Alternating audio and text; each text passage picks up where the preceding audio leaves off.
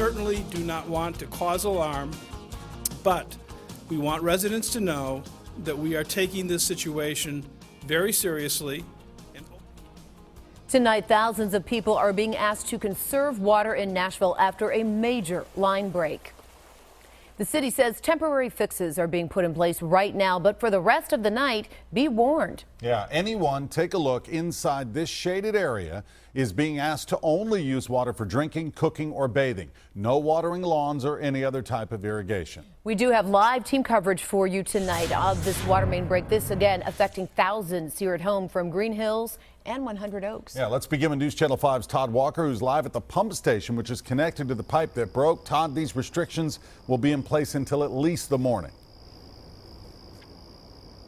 Yeah, that's when we expect to get our next update around 9 a.m. or so, and we'll hear how the repair process has gone overnight. The city has partially activated its emergency operations center as it deals with this huge water main break, which has now affected more than 15,000 people.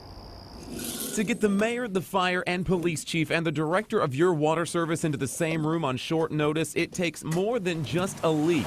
Today, a major water pipe about 30 inches in diameter broke, heading into this pump station off of Thompson Lane. The break meant a massive area with more than 15,000 people had a major interruption to their water service. That included the Green Hills Mall, which was closed for much of the day. Metro water crews worked well into the evening, putting temporary workarounds in place. City leaders asked people inside the affected area to conserve water and not water their lawns. We just don't have the same volume, so that's why we need to have the use go down so we can balance it out a little bit better. The water pipe that broke was only installed in 1973. It's not old at all, but it's made of a material that's no longer used because it is known to break. Temporary fixes will be in place until the pipe can be permanently fixed, which could take several days. Tonight, the fire department has tanker trucks stationed inside the affected area to supplement the fire hydrants, which may not be completely pressurized. And we still do have some water coming out of the hydrants. We have to deal with volume there. We have the capacity to pressurize that water to get it from point A, the hydrant, to point B, where the fire occurs.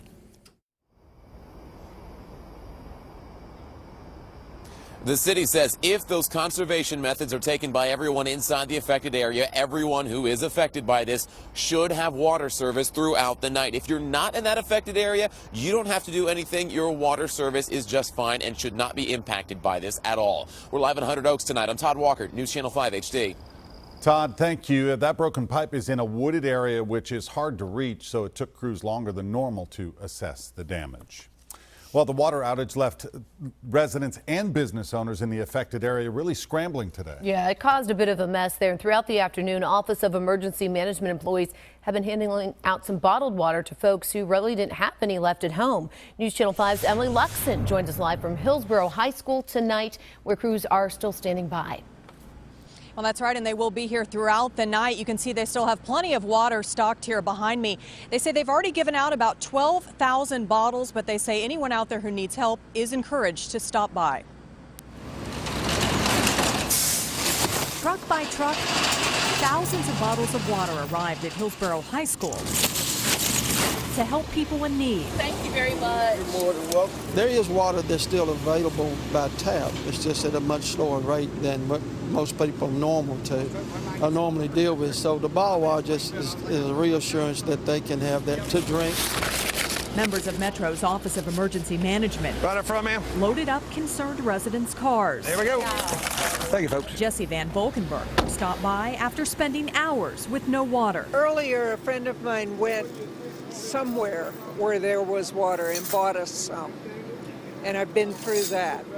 So I was glad to see that this is available. Businesses were impacted as well. Shoppers arrived at the mall at Green Hills to find it temporarily closed. Because we want to provide the safest environment for our customers, unfortunately we had to make the decision to close the shopping center. And nearby, the Well Coffee House went dry as well. A note on the door alerted customers it had to shut down for the day. We do all our coffee pour over, meaning every cup needs fresh water, so we can't get the water for that.